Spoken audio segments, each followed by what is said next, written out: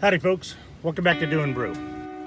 Today begins episode 3 of our full kitchen remodel, and today we'll be installing the subfloor, and if there's a little bit of time left over, I'm going to begin doing electrical. So things are progressing really nicely here, great progress, and I was informed by the cabinet company that our cabinets are just about done and they'll be shipping out soon. So we got to get moving on installing this subfloor, because after that comes electrical. Then we'll install hardy backer board on top of our subfloor in preparation for the tile. Let's go ahead and get to work. And the first thing we got to do is measure for our first piece of subfloor plywood that we're going to have to cut before we install it. Ideally, your joist would line up exactly on either 4 or 8 inches on center so that you can drop a full sheet of plywood in. However, with the joist repair that we were forced to do, some of our joists are a little bit off. So we're going to have to trim off the edge of our plywood just a little bit, about an inch. I'm going to use a straight edge clamp to make sure I get a perfect straight cut. And to set that clamp up, I need to accommodate for the distance from my circular saw fence to the edge of the blade. And so I'm taking that measurement, which works out to 1.5 inches, adding it to the measurement for the cut, and then aligning my straight edge guide to ensure that I trim off the exact right amount. And using that straight edge guide makes for a perfect cut that's perfectly straight. Now, before we bring in that piece of plywood, we're taking just a moment to put in some screws into the old existing subfloor to mark where our joist centers are. That's going to come in real handy when we chalk some lines to ensure all of the screws securing this plywood to the joist find the center of the joist for the most secure fastening possible. And to aid that fastening, you've seen me use it before, I'm using liquid nails. This is specifically designed for subfloors, and I'm putting a liberal amount on top of each joist. This, along with the screws, will ensure that this subfloor is secure and doesn't squeak, doesn't move, and doesn't allow for any cracking of our thin set or grout between our new tiles that we'll be installing here shortly.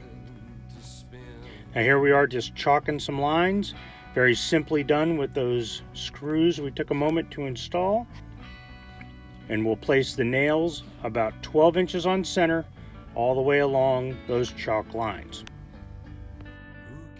The plywood we're using for the subfloor is 23 30-seconds sheathing, which is essentially 3/4 of an inch and works really nicely for a subfloor application.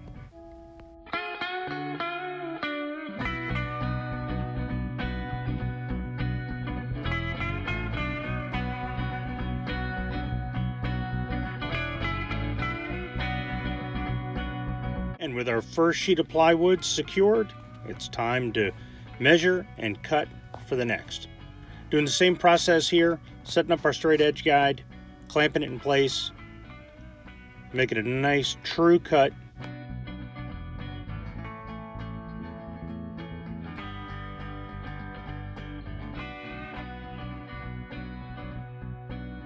It's just a deadline with no end. It's just a tightrope in the wind.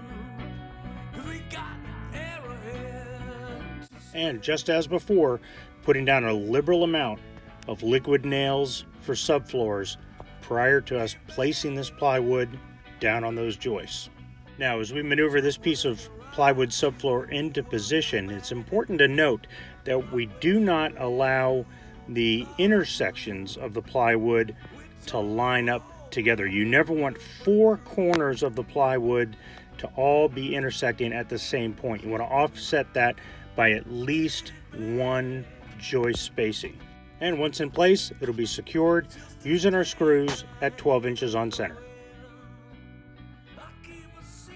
And with that piece of subfloor installed and secure, we have one more piece of plywood to cut and install, and our subfloor is complete. Now, at the end of this video, once our subfloor installation is complete, I'm going to take advantage of a few more hours left in the workday and begin the electrical. But there's not going to be enough time to knock out all the required electrical, so that'll be in episode 4 of this full kitchen remodel. And in that episode, we'll complete what amounts to a full rewiring of this kitchen, as well as installing new outlets and relocating some switches to accommodate our new floor plan. Then, we're going to fully insulate the exterior walls, drywall, prime, install a concrete backer board for a tile floor installation, and then we've got cabinets, countertops, and finished carpentry. All of this will be in future videos, so stay tuned. So once we install this last piece of subfloor, we'll knock out a little bit of electrical work. And we're going to install this the same way we have before, with liquid nails and our screws 12 inches on center. Okay, our subfloor is in. Now we've got a safe, solid floor to move around the kitchen and begin the rest of this work. Now, the first thing I'm going to do is check and see which circuits are still hot. There's a hot wire right there.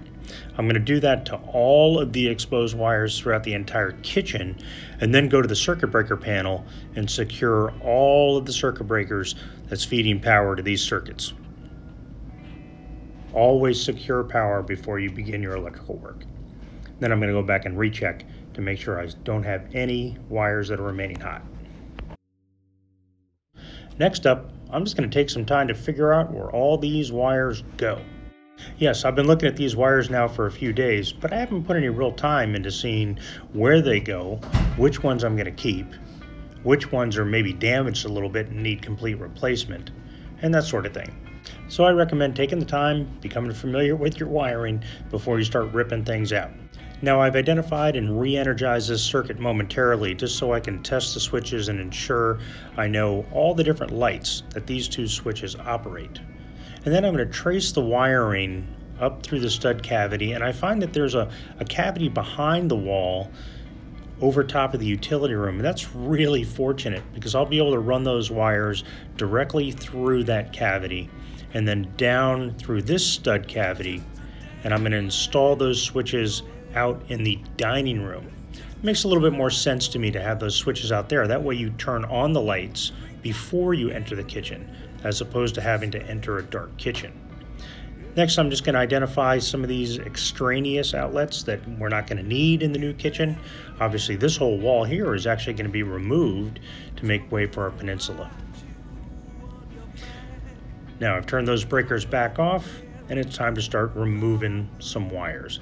Now this old wire is really stiff, really rigid.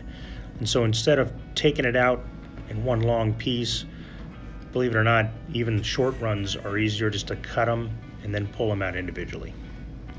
Just a dangling with no end. I keep a secret. Now I'm going to completely remove these old outlet boxes and wiring, but I just wanted to show you that I'm just going to put a new complete setup, new box, new outlet, new wire in these two positions.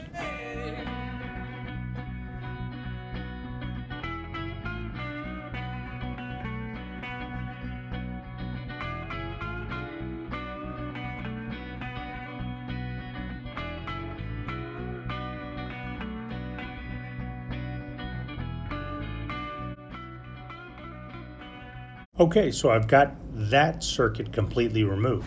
Now it's time to install our outlets. And of course, since we're installing these outlets in a kitchen, we're going to use GFCI, or ground fault circuit interrupter outlets. Now you'll notice the yellow tape on the bottom of this outlet. That tape, if you could read it, is a caution that says use those terminals, the bottom terminals, to feed other outlets downstream from the outlet. Your hot wires that feed power to the outlet, so that's a black wire and a white neutral wire, attach to the terminals on the top side of the outlet. And of course, this side with the brass or copper colored terminals is where your black wire or the hot wire is connected. And again, the lower terminals are to provide power to other outlets that you'll install that will be protected from this GFCI outlet. And that's a big money saver. GFCI outlets are not cheap, and one GFCI can protect multiple outlets that are powered from that GFCI. Now, to do the installation, pretty basic wiring. We need to drill our holes through the studs. I like to use anywhere between 3/4 of an inch to a 1 inch spade bit. In this case, I'm using a 7/8 inch spade bit. That gives me plenty of room to pull the 15 amp wire through without causing any damage to the wire itself and making it relatively easy to pull through on longer runs. Now, once you have your wire pulled through, again, it's a code requirement for me, but it is a good idea regardless. You need to secure that wire to ensure that it doesn't get pulled out of the outlet from one direction or the other. So I'm going to use an electrical staple, which is just simply hammered into the stud, and you want to hammer that in just tight enough to ensure that that wire doesn't pull through. Not too hard, just snug, because you don't want to damage the insulation on the wire. Next, we need to open up one of the ports on the back of our electrical box and pull our wire through the box. Now for this kitchen, I'm installing all of the outlets above the counter at 48 inches. And most electrical boxes come with these little tabs on the side, and those help you align the box properly so that it sticks out just enough for the drywall installation. And then we just want to install it with the nails that are provided with the electrical box. Again, don't hammer those in too tightly because you'll deform the electrical box and things just won't fit in properly. And once our box is secured, we'll secure the wire with an electrical staple. Next, I'll trim off the bitter ends of the wire, and I'm just going to fold this wire back on itself and tuck it into the box. And now this box and the wire leading to it are ready for insulation and drywall. And as a recap, this outlet is going to be a standard outlet, but it's still GFCI protected from the outlet down the wall. Well, that's enough work for today, folks.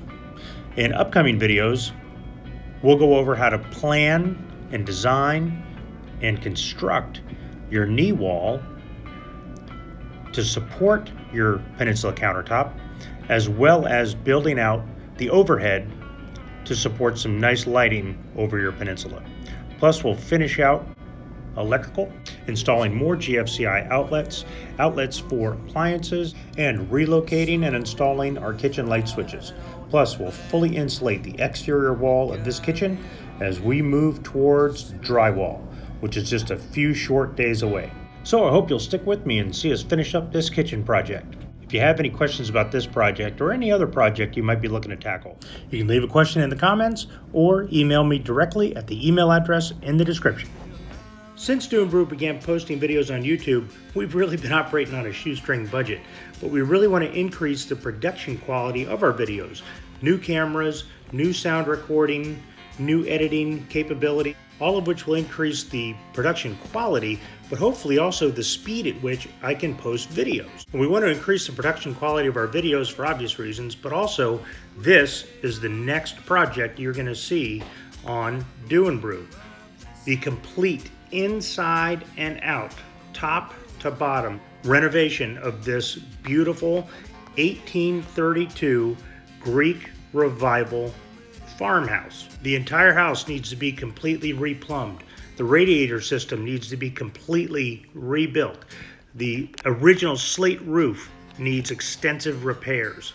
Every bit of trim around every door, window, the baseboards in this nearly 7,000 square foot house needs to be stripped, primed, and repainted. There's even an old servant's quarters on this 200-year-old property that's in significant distress. In fact, one of the walls is nearing collapse. This is by far the most challenging project we've ever undertaken. So I hope you'll subscribe to Doing Brew so you don't miss any episodes of this exciting and interesting renovation. And hey, sure would appreciate you even considering becoming a patron of Doing Brew. Thanks a lot for watching this episode of Doing Brew, folks. If you have any questions, leave them in the comments or email me to the email address in the description. We'll see you back here next time on Doing Brew. Take care, folks.